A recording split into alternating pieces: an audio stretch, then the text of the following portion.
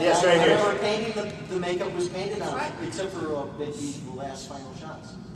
Yeah, if we all have a chance to be in the reboot and get killed off at the beginning, we can do it. You'll have to ask these fine cast members here. Yeah, I'm asking. Do I have to take off my top? Okay. I think it depends on the method of death. I mean, if it's trees, nah, I don't think. What about you, Alan? Would you be in the reboot? Where did that stupid name come from? Reboot. Let's reboot it. We're not rebooting anything. Are you done? No, I'm not done. Go ahead. Yeah, I'd do it. If they paid me enough. Exactly. Yes, sir. So is the cabin still around and up for rental? The original cabin is burned down. It is on private property in Morristown, Tennessee. Do not try and find the cabin. You will be shot in the ass with buckshot. This is rural Tennessee. Get off my fucking property. That's how that works. I was at a book signing in Schaumburg, Illinois.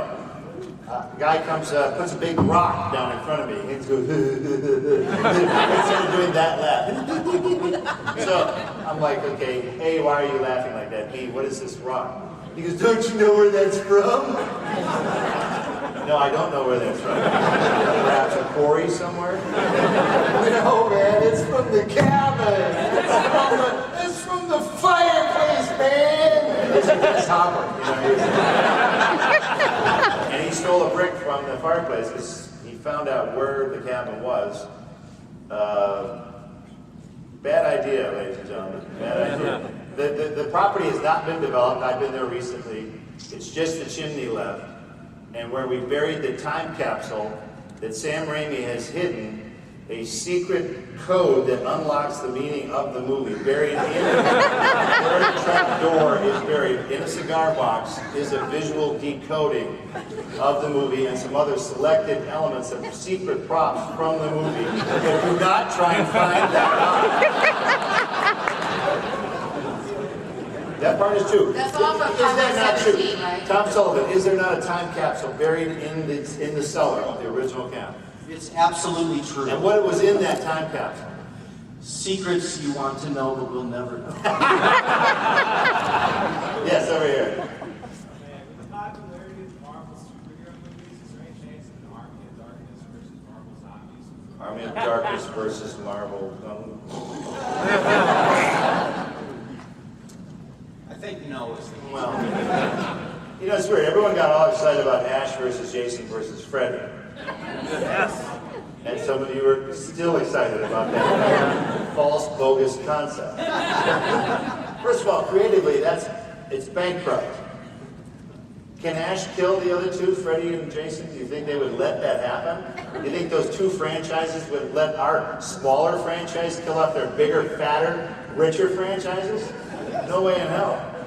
So why do it? If I couldn't kick both of their scrawny asses, why do it? Anyway, but I digress. There's one way of the characters. Let's do it. Peter. Who gave the approval for Evil Dead the musical? We did. Well, at first, you didn't know about it. The first one was it Chicago? Toronto. There was, I think at the same time, the Toronto and the Chicago were happening, because I've been to all of them. And at first they didn't have permission, and Sam and you guys were getting all like, I'm going to put a stop to this. There were like 50 people who saw the play. And I went and saw it, thought it was hysterical. All the productions have been hysterical. And I actually wrote Sam an email and I said, come on, give him a break. And he said, okay. Has anyone seen the musical? Yes. I have to say, I love the concept. For those of you who have not seen it, the first 4 rows when you go to the theater are the splatter zone.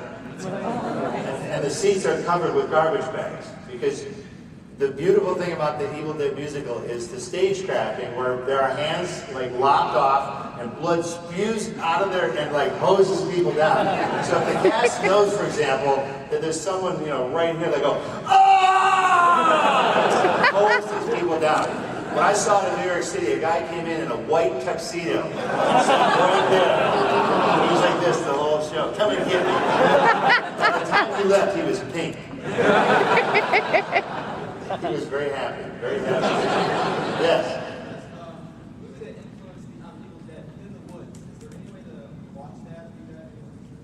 Well, Within the Woods was the amateur movie that we used, a Super 8 movie that we used to raise money for the first Evil Dead. Didn't necessarily influence it. It was just a different version of a smaller story that we could show investors and let them know. And there was the female protagonist in that one. Ellen starred in that one. I got to kick his ass. It was fun. And then I was the monster in that version. So, but no, Sam Raimi, because it's an amateur thing, he doesn't really want anyone to see it. I mean, there are horrible, horrible bootleg copies all over the place. Yeah, you can find barely crappy visible. quality version of it.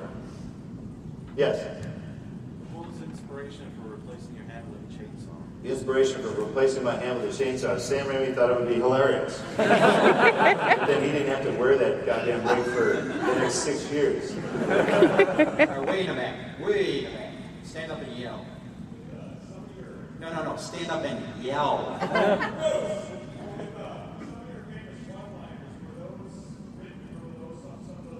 Some of the one-liners, written or made up. Most were written, but Sam would do a lot on the set. Sam would, while the camera's rolling, Sam would give you a new speech to say. You've never heard it before. During Army of Darkness, I came riding back into the castle, and I'm arguing with the wise man. And Sam would spew a speech of dialogue. Go, okay, no, say this. Okay, spinach chin, blah, blah, blah, blah, blah, blah, blah, blah, blah. And I'd like go, I was really trying to memorize it immediately, and then vomit it back out like his little monkey. And then he would get pissed if I didn't get it right. So it's a very fluid situation, those movies, because Sam Raimi is, some writers, when they write a script, they want it exactly how they wrote it. And some writers, the smart writers, are the ones that will include actors in the process and realize that it's a moving target. On the aisle, right here. This kind of goes along with you saying Sam Raimi spoke stuff out. When you say that you're too old for another Army of Darkness, are you too old for another Army of Darkness, or too old to be in another Sam Raimi movie? Too old to be in an Army of Darkness, or too old to be in another Sam Raimi movie? Too old to star in another Sam Raimi movie. I can show up for 2 days like I'm going to in the movie Oz that he's making right now, and torment James Franco, and then leave as soon as I possibly can. I can still feel my legs. Yes, right here. I know, I think you guys mentioned that you aren't going to be cameos in the reboot for The Evil Dead, but is Ted Raimi going to be a cameo? Because I know he's a cameo in a lot of... Just so you know, I don't know that much more than you do right now, other than the fact that we are making a movie. We do have a script. We're going to probably be filming it in New Zealand in the spring, and you'll probably see it fall of whatever. Fall of either next year or the year after that. That's really all we know. We haven't cast it. We haven't really had these long, boring meetings about it yet. Those will come soon. Right here on the aisle. You guys have any mementos from when you were there on set? Do you guys keep anything from those happy times? Just the emotional trauma. It stays with us forever. We have it in our own little secret. And there's a lot of it. I have more kind of press clippings, like from the local Knoxville, Tennessee newspaper, did little articles on it. I did keep the pair of black underwear that I wore in the woods scene for quite a while. Nice. Because they were kind of my favorite underwear, but I'd like to smell it. Is there any question that it was stereotype casting with Scotty? Any question? Go ahead, stand up. Yes, I have a very important question. Just want to clarify. Bruce, or any of y'all, are you going to New Orleans ComicCon next year in January? That is important. Because I've heard rumors that I am you not. may not be able to make it. And I'm a lot of not. my I friends have pulled out from that for other obligations as they say in the business. Okay. Nothing personal in New Orleans. No, schedules change all the time. I was in, and then I had to get out. Oh, okay. Thank you very much. Also, is We've any of you never wearing done Old that. Spice right now? What? Old Spice. Oh, old Old news. Old news. Yes, back here. What were some of your funniest memories from the making of the movie? Funniest memories? None. Man, they were not fun experiences. Making any of the Evil Dead movies is not fun. And people they're so excited they want another Evil Dead movie, and I'm like, really? Really? It's just, this was a long, grueling shoot. None of us had really been through anything physically like this before or since. And anytime I hear an actor complain about being in weird conditions or rough conditions, I just have 2 words for them: Evil Dead. You know, it was a long, grueling shoot. We didn't really know until later. You know, nowadays they have all the creature comforts of, you know, these special trailers you can go in, and they ferry you up and down, and they come in teams of people, powder you, and carry you around on pillows. It's all very different now. But, you know, in the non-union days of 1979 in rural frickin' Tennessee, you're going to get what you get. We were lucky to get out of there with our lives. I have a quick He's funny. not kidding. One time Tom has one funny thing. One funny We thing. were filming, Bart Pierce and I were filming the finale of Evil Dead, the stop motion thing. We had a gallon of corn syrup blood in the basement.